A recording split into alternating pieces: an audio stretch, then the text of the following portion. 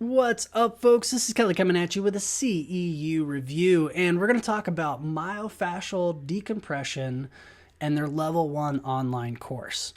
Welcome to the Massage Tools Podcast, your home for cool interviews and reviews. A couple little logistics to talk about real quick, a couple details.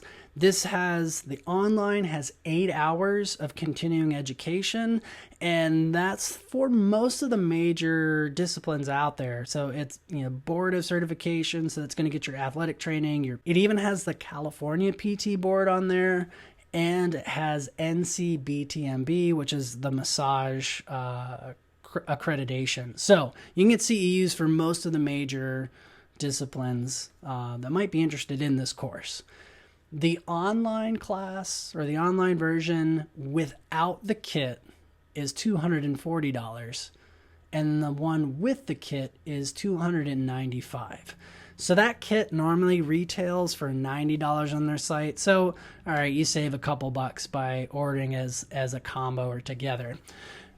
For me, I chose the version without the kit because I have a lot of cups at home. I have pods, I have silicone cups, I have hard style cups, I have glass cups. So I have a large variety and felt like I would have something to accommodate what they were going to teach in the course. That being said, the kit does have one somewhat unique, or at least not common, element to it. Their hard cups have a curved rim, and that's not common in most sets. So if you don't have a set at all, their set's a little bit pricey, but might be worth it in the long run. Otherwise, you might be able to get away with another kit while you're learning, but the higher advanced level courses that they offer, you probably going to end up needing to get their kit at some point in time. So depends how passionate you are about their methodology. But like I said, for me, I had a lot of cups. I felt confident I would be able to complete the course and not need any additional materials. That's completely up to you. As a small caveat, they do have a live course. That one's $375 with the kit. Obviously, it's live. You get to be there in person. I don't know off the top of my head if that still has the 8 hours, but if you want to sign up for that one, all this is at cuptherapy.com. So if you want to check out pricings, if those have changed since the video, I apologize, but it is what it is. Last quick thing before we get to it, I want to just tell you what the 5 components are. And if you catch us on YouTube, I'm going to make these chapter breaks so you can jump ahead to them. If you're listening on the podcast, hey, thanks for hanging out for this portion and the whole time through to hear all the information. All right, the 5 components going to cover our presenter. This usually is more appropriate for courses that have a lot of different instructors that teach the same material, because different instructors can change the experience. The next component is going to be the format of it, so kind of the experience of the class, followed by ye old meat and potatoes with the content of the course. And then the last 2 are things that heavily based off of my opinion, but you don't see in reviews a lot of time, and I want to include them. One is time to integration. So how long from passing the course, printing out the certificate, until you start throwing cups on people. And then finally, I'm going to finish with who this course is best suited for. So regardless of your alphabet soup after your name, this may be more or less appropriate depending. So those are the big things we're going to cover. Kicking this off with the presenter. The majority of this is delivered by Christopher DePrado, Doctor of Physical Therapy, with a couple other post-nominals, but he's a Doctor of Physical Therapy, so he's a clinician. He's also a lecturer and a professor. The short version of that, the guy speaks well. He's got a relative non-regional diction and an American accent. So for those folks here on this side of the pond, real easy to listen to. That's about all there is to be said about it. 2 thumbs up. Let's get to some other content. All right, format. Again, your experience of the course. It's an online class, so you're going to be staring at a screen. The actual course itself, pretty simple to sign up for. Honestly, if you're able to navigate to this podcast or this YouTube, you already know what it looks like. You already have the skills required to sign up. The course itself is pretty much one of those. You click on Module 1. It's a drop-down menu. You go to Video 1, Video 2, Video 3, etc. The system is set up on rails, meaning you have to do Module 1, then you can do Module 2, then Module 3. So if you want to be the kid that just jumps ahead in line, you really can't. You can't just jump to the protocols. You have to watch the content that leads into it. It's worth mentioning, but it's not going to be anything I would say, yeah, don't take this course because it's on rails. But it's of note. And most of the course is video, as I mentioned. It's lectures where they voice over slides or a slideshow presentation with a voiceover, however you want to phrase that. And it's almost all video. There's very little reading to do other than the content on the slides. The exception to that, the end of each module has the citations. So if you really want to go check in on a certain study or things like that, that's accessible. And then they do have a quick start PDF that you can download, open up, read through on how to get going. And it's really more of a review refresher of what they talk about throughout the course. The only big critiques I have, I'm not really worried about it being on rails. I think that's actually appropriate. But two little things that came up throughout, and they are nitpicky. The first one is they really could have edited some of the videos a little better. They had a couple that ended with like, and that's the presentation. Okay, cut. Where you can cut that pretty simply, pretty easily. And for a polished product or a finely polished product, that's one of those little things I would like to see, but it's not enough to deter from the entire course. The second one, this one's a little less nitpicky and actually probably more advantageous for them. But there's a few times in their videos where I really would have appreciated a second view. More importantly, a close-up view of what's going on. Some of it is when they talk about the pepperoni effect. They show some nice still images of it, but it would be neat to see it in real time and they're like, oh, and here it is. Show us a close-up. There's a period where DePrato is showing how to assess superficial, mid, and deep level fascia. Show me a close-up. I understand that some of that is tactile, but there was a visual component to it as well. And again, the limitations of an online class. If it were real, I would have gone up. I would have pushed people out of the way to look closely, or maybe have grabbed him later on and be like, hey, will you show me that assessment? But it's a video, so show us a close-up. You know, if that's appropriate, if the model that they're using actually has the dysfunction, well, show us that in a close-up. Again, it's nitpicky, but that amount of polish really makes it a better experience for the viewer, for the person taking the course. On the positive side, though, again, those two notes aren't enough to say don't take the class. They're, again, one's real nitpicky, one is more of a, hey, heads up, if you do CEUs online, close-ups are awesome. The positive, a big pro to their formatting, they have some great visuals. And their photos, the imaging that they bring in, x-rays, MRIs, with cups on, before, after, during treatment, those are fantastic. As a heads up, you can kind of get a preview of those if you follow them on social media, and that's cuptherapy.com or @cuptherapy for like Instagram and Facebook and whatnot. Great visuals, great visuals throughout. But you guys are really here for the content, so let's jump over to that. Meat and potatoes time. So content to this course, it has all sorts of things. All right, first off, if you're one that wants lots of citation and references, this is the course for you. I'm probably looking more at my PT, AT friends out there, but lots of references to every chapter or every module.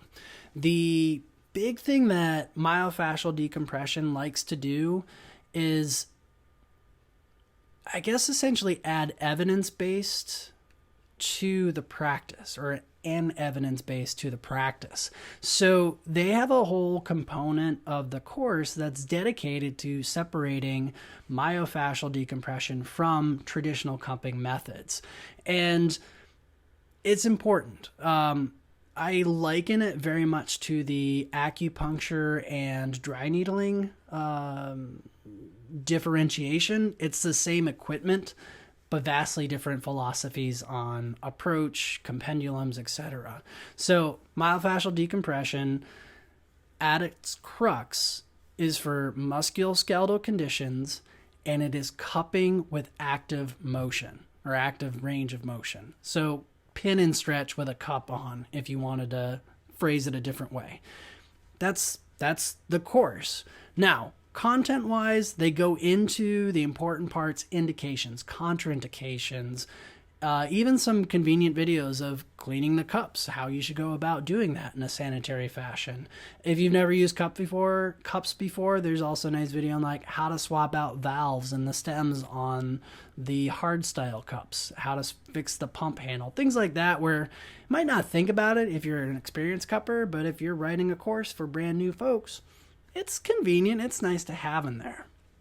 So the kind of the basics of any course, the indications, contraindications, also the differentiation between myofascial decompression and traditional methods, that makes up about a third, 2/5 of the course. The rest of it is protocols.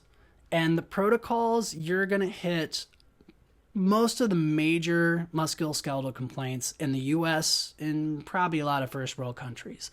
They've got a quad and knee, IT band, calf and plantar fascia, jumping up to the shoulder with posterior rotator cuff, tennis elbow.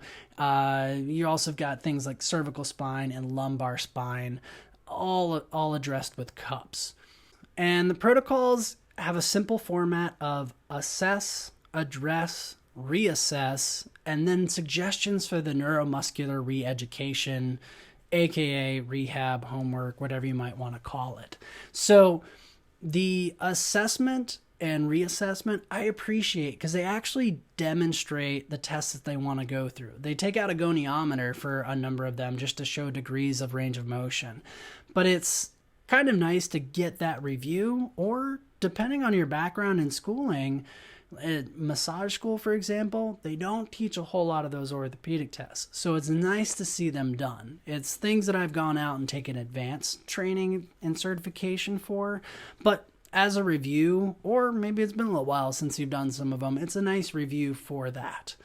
The treatments, they run through the standard protocol of obviously the assessment, but the actual intervention itself with static cup, followed by passive range of motion, and then finished with active range of motion as their process. And then again to the reassessment, and then finally suggestions. It's a slide on the neuromuscular re-education. They're suggestions. So you have freedom, if that's within your scope and your education, to kind of pick and choose what's most appropriate for your client. But it's a pretty comprehensive list of education, re-education.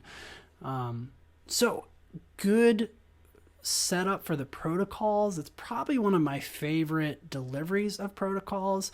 So I give it a pretty good thumbs up on the content. And with that, let's head over to a couple other components that are pretty important for this. Time to integration. How long is it going to take me from printing out my certificate to slapping cups on people? The answer is, it depends. So for me, it's almost immediate. I would call myself an experienced cupper. I've been cupping clients for 10 years. I'd learned it in school. It's something that I'm familiar with. Additionally, I've been playing with cupping with movement for over a year before I took the course. So again, for me, it was immediate. Maybe there were subtle tweaks to what I was doing. Maybe they added a cup to an area I didn't quite think about having a cup for more of the long chain type of approach. It was easy for me. There's a couple, again, I sort of mentioned hamstring. I might not do in my office, because of the setup, at least not the way that they showed in their setup for it. But I have a table at a fixed height, and I have clients that have vastly different heights. I have a client that's 4'11", and I have a client that's 7 foot. The hamstring protocol isn't going to work for both of them. But that's just a reality of your space. Time to integration, you're looking at maybe a few days if you've got a good handle on cupping, to a few weeks if this is your first introduction to it. And in my professional opinion, I feel if this is new to you, when you finish the course, you either need some friendly, willing victims, volunteers to cup to get used to the process before charging for it. But best is if you have a mentor, someone who is an experienced cupper that can walk you through the protocols a little bit. That would be ideal. But like I said, we're talking, immediate based off high experience, or maybe 2-3 weeks with little to no experience. So time to integration, pretty simple, but I think some courses, this could be a vastly different answer. So that is my opinion on that. All right, who is this course for? I give you full green light, not that you need it from me, but go ahead, definitely take this course if you're occupational therapist, physical therapist, athletic trainer, chiropractor. Those roles where assessing is already in your skill set, manual therapy is in your skill set, neuromuscular re-education is in your skill set, take this. It's a good intervention. Save your thumbs a bit too if you're one who does a fair amount of manual therapy. This is a full go ahead on that. Being a massage therapist, talking to my people, the folks who run a spa or work in a spa or more of a relaxation focused, where your client comes in, lays down, flips over, stands up, and walks out, and that's the extent of movement for a session, I actually don't recommend this course. There are other cupping courses that are probably more appropriate, more geared towards the relaxation side of things. I think their information in the course, the evidence base, what's actually happening underneath the cup, I think is very important, but that's kind of where it ends if you have that relaxation setup. That being said, if you run a sport, ortho, medical, clinical massage practice where your clients are already moving, that's part of your process, then I'd say take this course. It's good. It's an excellent addition to it. If you've already done cupping, it's easy to kind of throw the movement into that process. So I would recommend this course. Again, if you have that movement component in your massage, and it's not going to be too much of a paradigm shift for you. The only caveat I'd add to that last group, check with your scope of practice or your practice act, local, state, etc. When it comes to that neuromuscular re-education, this is going to vary state to state, locality, whatnot, that giving movement recommendations after a session is appropriate. Make sure that that's appropriate copacetic in your area. Don't want you practicing outside of scope, so CYA. But that's the big thing. So again, quick review. All those titles, AT, PT, OT, Chiro, go for it. Massage, relaxation, I'm going to say skip it. And then the medical, sport, etc. massage that tend to do some movement in practice, go for it. That's my opinion. If you view otherwise, that's cool. You don't have to take it. This is just a review to offer the information so you're not just clicking through looking for tons of CEUs. All right. That's what I have for Myofascial Decompression Level 1 online course. All right, before I wrap up the video entirely, I got to throw out a couple things. First off, if you have questions about the review, about myofascial decompression, I would throw those in the comments section below, please. Also, if you have CEUs you might want to see in the future, drop them in the comment section below. Or you can find us on social media at Massage Tools Podcast or www.massagetoolspodcast.com. Any of those are going to have options to reach us as well.